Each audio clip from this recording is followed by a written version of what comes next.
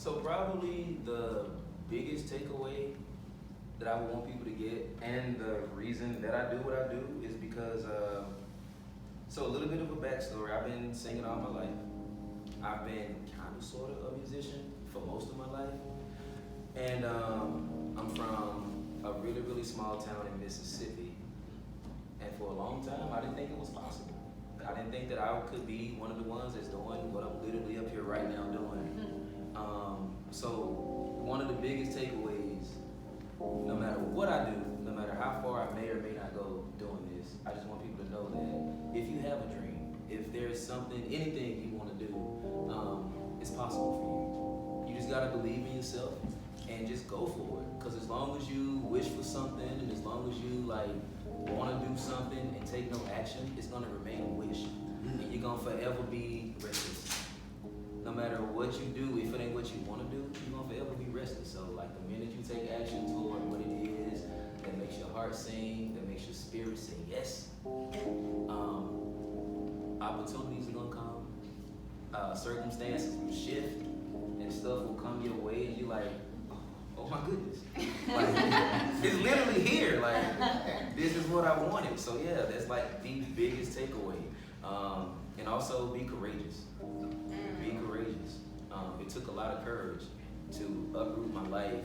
First of all, move away from home and go to college away from home, because I'm a mama's boy. I'm a mama's boy, and you know, like I said, I'm being from Mississippi, and she's like, "You want to go to school in Alabama?" I'm like, "Mom, one state away, 4-hour drive. If I drive the speed limit, it's 2.5." But, you know, so it took courage to do that at 18 years old. It took even more courage being in college for 3 years, this close to graduation, after changing my major twice, to decide this ain't what I want. This ain't it. It took even more courage to uproot my life out of Huntsville, Alabama, and move to Atlanta and decide I'm just finna go for it. I'm gonna tell y'all something.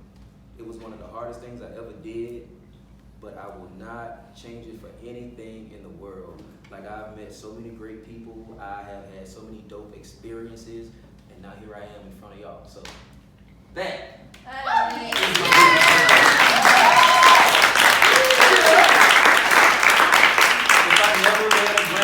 I've already done so much. So there's that. And I can't wait to get back to my class reunion next year so I can kind of shit on everybody. So there's that.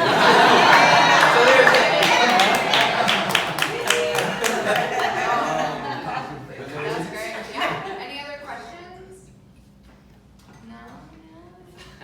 How long have you been playing piano? So I've been dabbling, kind of pecking around. I guess this was like the first instrument I gravitated toward. So I kind of dabbled around for most of my life. I literally just started taking it like serious, as in, once again, you know, realizing the potential that I had, like, well, we could probably do this for real, you know? So playing, like seriously, literally probably about 7-8 months. Yeah, very, very, very, very new to it. How long have you been singing? I was probably singing before I could talk. That's how it starts. Yeah, right. That's how it starts. What's like the hardest or most emotional song you've written or played? Why? We're gonna do that tonight. Get into the backstory as well. It's this song. Yes, this song is called "Say What You Mean." So I never really gave the backstory about it, but so I give it to you guys. I like this crowd. In a relationship and being a musician, you kind of. So anybody that's an artist, being in a relationship and doing what I want to do, you kind of always being pulled in two different directions. You know what I'm saying? Especially if it's somebody that's not an artist, they kind of don't get it. And so this specific night, I was at the studio, and I was getting text messages because the session went really, really late. Where you at? Where you at? Where you at? In the studio. And there was a prior conversation. It's like, hey, you know what I do? You know, I'm a musician. I'm really trying to go for this thing. And I'm in the studio, and it's like, where you at? Where you at? Where you at? And Anybody in here? Well, you know what? I won't even ask y'all that. I don't need to know. But I had an Adderall that night.